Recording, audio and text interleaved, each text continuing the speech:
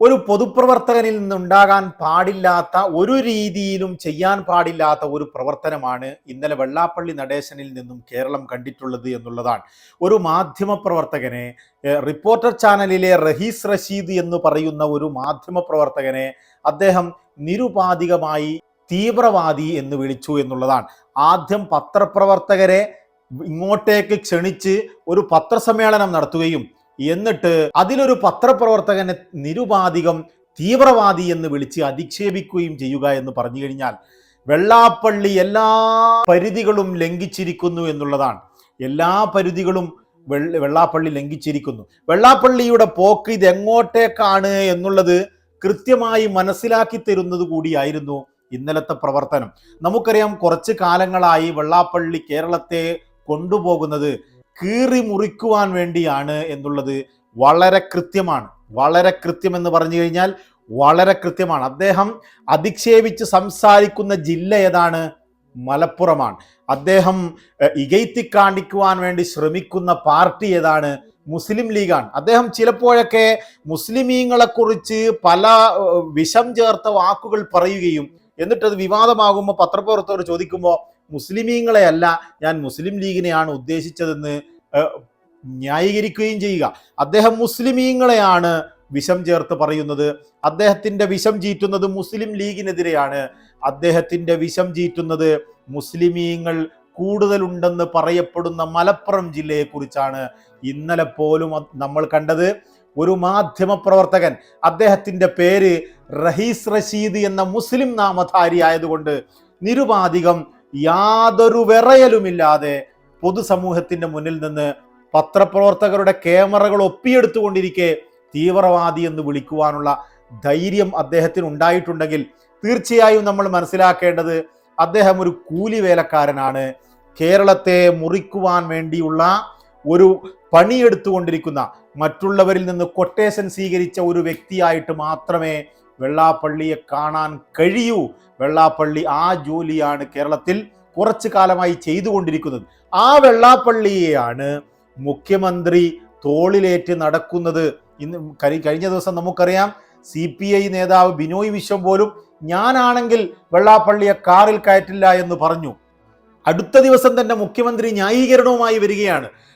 ഞാൻ ബിനോയ് വിശ്വമല്ല, ബിനോയ് വിശ്വം കയറ്റില്ലായിരിക്കാം, എന്നാൽ ഞാൻ കയറ്റുമെന്ന് വീണ്ടും ഈ തോൽവിക്ക് നടുവിലും ധൈര്യത്തോടെ പറയാൻ കഴിയുന്നത് എങ്ങനെയാണെന്ന് എനിക്ക് മനസ്സിലാവുന്നില്ല. മുഖ്യമന്ത്രിയുടെ കൃത്യമായ ഒത്താശയോട് കൂടിയാണ് ഈ വെള്ളാപ്പള്ളി ഇത്തരത്തിൽ കേരളത്തെ മുറിക്കുവാൻ വേണ്ടി, കേരളത്തിൽ ഛിദ്രതയുണ്ടാക്കുവാൻ വേണ്ടി വിഷം കലർത്തുന്ന വാക്കുകളുമായി ഹിന്ദുവും മുസ്ലിമെന്നുമൊക്കെ വേർതിരിക്കുന്ന ജോലി ഏറ്റെടുത്തത് എന്ന് നമുക്ക് വളരെ കൃത്യമായി മനസ്സിലാവുന്നതാണ്. മുഖ്യമന്ത്രി വെള്ളാപ്പള്ളിയുടെ നാവാവുന്ന രംഗമാണ് കഴിഞ്ഞ കാലങ്ങളിൽ നാം കണ്ടത്. ഇതിന് കൃത്യമായും ഭരണകൂടം ഉത്തരവാദിയാണ്.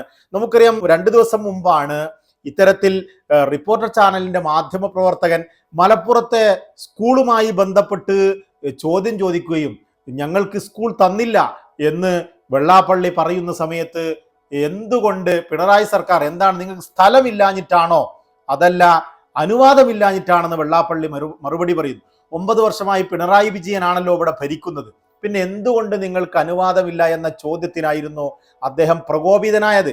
ആ പ്രകോപിതനായ സമയത്ത് അവിടെ നമുക്കറിയാം അതിൽ CPIയെ കൊണ്ട് പല വിമർശനം നടത്തുകയും അതിന് മറുപടി എന്നോണം പത്രപ്രവർത്തകരെ വിളിച്ചുകൂട്ടി വീണ്ടും ആ വ്യക്തിയെ ഇങ്ങനെ അധിക്ഷേപിക്കുമ്പോൾ വളരെ കൃത്യമാണ്. കഴിഞ്ഞ ദിവസം ഒരു മുസ്ലിം നാമധാരിയായ പത്രപ്രവർത്തകൻ ആയതുകൊണ്ടായിരുന്നു അദ്ദേഹത്തിൻ്റെ മൈക്ക് പിടിച്ചെറിയാൻ ശ്രമിച്ചത്.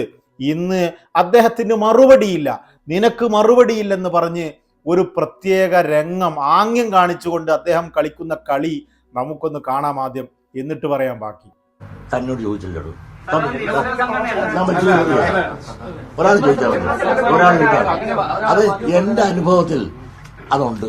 അത്ര മാത്രമല്ല. ഇനി കൂടുതൽ അതിനെ പറ്റി ചോദിക്കാം.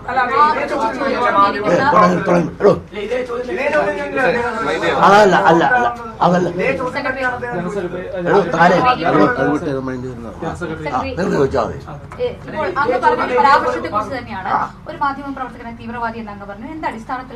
അത് തീവ്രവാദ പ്രവർത്തനം കൊണ്ട് അറിയാവുന്നതുകൊണ്ട്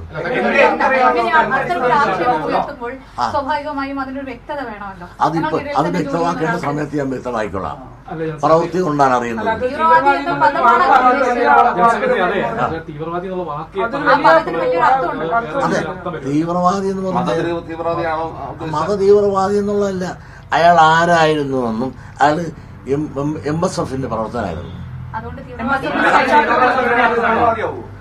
തന്നോട് ചോദിച്ചില്ലടോ. ഒരാൾ ചോദിച്ചാൽ ഒരാൾ ചോദിച്ചാൽ അത് എന്റെ അനുഭവത്തിൽ അതുണ്ട്. അത്ര മാത്രമല്ല. ഇനി കൂടുതൽ അതിനെ പറ്റി ചോദിക്കാം. അപ്പൊ അതാണ് ഈ ചോദ്യം ചോദിക്കുന്ന സമയത്ത് അദ്ദേഹത്തിന്റെ അസഹിഷ്ണുത കണ്ടില്ലേ നിങ്ങൾ? ഒരു പൊതുപ്രവർത്തകന്റെ രീതിയാണോ ഇത്? പത്രപ്രവർത്തകരെ വിളിച്ചുകൊണ്ട് കൂട്ടി നന്ദി പറയേണ്ടതിന് പകരം അവരെ തീവ്രവാദിയാക്കി പറഞ്ഞു വയ്ക്കുക എന്ന് പറഞ്ഞു കഴിഞ്ഞാൽ, ഞങ്ങളെ കൂട്ടത്തിലുള്ള ഒരുവനെ നിങ്ങൾ എന്തിന് തീവ്രവാദി എന്ന് വിളിച്ച് എന്ന് ചോദിച്ചപ്പോൾ അദ്ദേഹം തെളിവ് പറയുന്നത് കേട്ടോ നിങ്ങൾ. അദ്ദേഹം ഒരു MSF പ്രവർത്തകനായിരുന്നു ഈ റഹീസ് റഷീദ് എന്നുള്ളതാണ് വെള്ളാപ്പള്ളി പറയുന്നത്. ഒരു MSF പ്രവർത്തകനായതുകൊണ്ട് MSFനെയും മുസ്ലിം ലീഗിനെയും മുസ്ലിമീങ്ങളെയും മലപ്പുറത്തെയും ഒക്കെ തീവ്രവാദിയായിട്ടാണ് ഈ വെള്ളാപ്പള്ളി നടേശൻ മനസ്സിൽ കൊണ്ടു നടക്കുന്നത്. ഈ സാധനത്തിനെയാണ് കേരളത്തിന്റെ മുഖ്യമന്ത്രി കാറിൽ കയറ്റി തലയിലെടുത്തു വെച്ച് നടന്നത് എന്നുള്ളതാണ് ഏറ്റവും നമ്മെ അത്ഭുതപ്പെടുത്തുന്നത്. പിന്നെ പരാജയമല്ല, തോൽവി ഓട്ടോറിക്ഷയും കൂട്ടി വരുമെന്നാണ് മുഖ്യമന്ത്രിയോട് നമുക്ക് പറയാനുള്ളത്. ഇത്തരം വിഷങ്ങളെ മാറ്റി നിർത്തുന്നതിന് പകരം CPIM പോലെയുള്ള ഒരു പാർട്ടി, CPIMന്റെ ഏറ്റവും അമരത്ത് നിൽക്കുന്ന ഒരു വ്യക്തി, അദ്ദേഹം ഇപ്പോൾ മുഖ്യമന്ത്രി ആണെങ്കിലും അല്ലെങ്കിൽ കൂടി ഇത്തരത്തിൽ ഒരു വിഷത്തെ ചുമന്ന് നടക്കുക എന്ന് പറഞ്ഞു കഴിഞ്ഞാൽ അത് കേരളത്തിന് തന്നെ അപമാനകരമാണ് എന്ന കാര്യത്തിൽ യാതൊരു സംശയവുമില്ല. ഇത്തരം വിഷങ്ങളെ ആട്ടിപ്പുറത്താക്കുന്ന രീതിയായിരുന്നു കേരളത്തിന് എക്കാലത്തും ഉണ്ടായിരുന്നുവെങ്കിൽ ഈ CPM, ഈ രണ്ടാം പിണറായി സർക്കാർ അതിൽ നിന്ന് പൂർണ്ണമായും പരാജയപ്പെട്ടിരിക്കുന്നു. ഇത്തരം വിഷങ്ങളോട് ചേർന്ന് പ്രവർത്തിക്കുന്ന ഒരു രീതിയിലേക്ക് അവർ നീങ്ങിയിരിക്കുന്നു എന്ന് തന്നെ വേണം പറയാൻ. ഈ വെള്ളാപ്പള്ളിയെ പോലെയുള്ള ആളുകളെ ജയിലിലടക്കണമെന്നാണ് എൻ്റെ അഭിപ്രായം. സാധുവായ നമ്മളോ മറ്റോ എന്തെങ്കിലും ഒരു വാക്ക് പറഞ്ഞു പോയെങ്കിൽ ഇത്തരത്തിൽ എന്തൊക്കെ കോലാഹലങ്ങളായിരുന്നു ഇവിടെ ചിലപ്പോൾ ഉണ്ടാവുക. ഒന്ന് തെറ്റിപ്പോയാൽ പലപ്പോഴും ഈ സാധനങ്ങളെ പോലെ ഇത് കൊടും വൃദ്ധനാണ് ഇവൻ. 89 വയസ്സ് പ്രായമുള്ള സമയത്താണ്, എവിടെയെങ്കിലും വിശ്രമിക്കേണ്ട സമയത്താണ് SNDP യോഗം പോലെയുള്ള കേരളത്തിലെ ഒരു വലിയ ജനവിഭാഗത്തിന്റെ നേതൃസ്ഥാനത്തിരുന്നു കൊണ്ട് അതിൻ്റെ ജനാധിപത്യ മൂല്യങ്ങളെ പോലും കടന്നു കുളിച്ചുകൊണ്ട് ഒരു വലിയ കാലയളവിൽ ഈ കേരളത്തിലെ സാധാരണക്കാരായ ഈയവർ പോലും അംഗീകരിക്കുന്നില്ല ഇദ്ദേഹത്തെ. എന്നിരിക്കെ തന്നെ അതിൻ്റെ നേതൃസ്ഥാനം വഹിച്ച് അത് വിട്ടുകൊടുക്കാതെ ഇങ്ങനെ മുന്നോട്ട് പോകുന്നത്, ഇത്തരത്തിൽ ഒരു വിഷം ചീറ്റുന്ന ജീവിയെ ഇരുത്തേണ്ട ഒരു ഇടമേ അല്ല ഈ SNDP യോഗത്തിന്റെ നേതൃസ്ഥാനം എന്ന് പറയുന്നത്. അപ്പൊ അത്തരത്തിൽ ഒരു യോഗ്യതയും ഇദ്ദേഹത്തിന് ഇപ്പോൾ ഇല്ല എന്ന് തന്നെ വേണം പറയാൻ. കേരളത്തെ കീറിമുറിക്കുവാൻ ഉദ്ദേശിച്ചുകൊണ്ട് രംഗത്തിറങ്ങിയ ആരുടെയൊക്കെയോ കമ്മീഷൻ വാങ്ങി ജോലിയെടുക്കുന്ന ഒരു വ്യക്തിയാണ് ഈ വെള്ളാപ്പള്ളി നടേശൻ എന്ന കാര്യത്തിൽ യാതൊരു സംശയവുമില്ല. ഇദ്ദേഹത്തിനെതിരെ ഇന്നലെ ഈ തീവ്രവാദി പ്രയോഗത്തിനെതിരെ തന്നെ ഒരു യൂത്ത് കോൺഗ്രസ് നേതാവ് DGPക്ക് പരാതി കൊടുത്തിട്ടുണ്ട് എന്നുള്ളതാണ്.